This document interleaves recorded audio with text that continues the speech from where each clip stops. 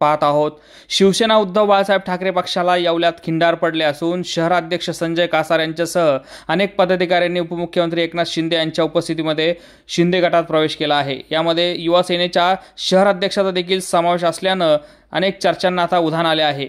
स्थानिक स्वराज्य संस्थांच्या निवडणुकांचे बिगुल वाजताच राजकीय उलटपालट सुरू झाली असून नाशिकच्या येवल्यात शिवसेना उद्धव बाळासाहेब ठाकरे पक्षाला मोठी खिंडार पडली आहे।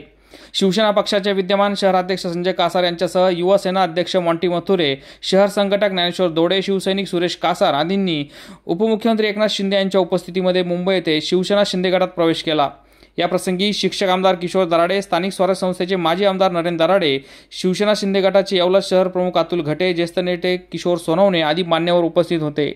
या प्रवेशानं येवल्यात शिवसेना उद्धव बाळासाहेब पक्षाला मोठी खिंडार पडली असून आगामी नगरपालिका निवडणुकांचा काय परिणाम होणार हे आता पाहावं लागणार आहे।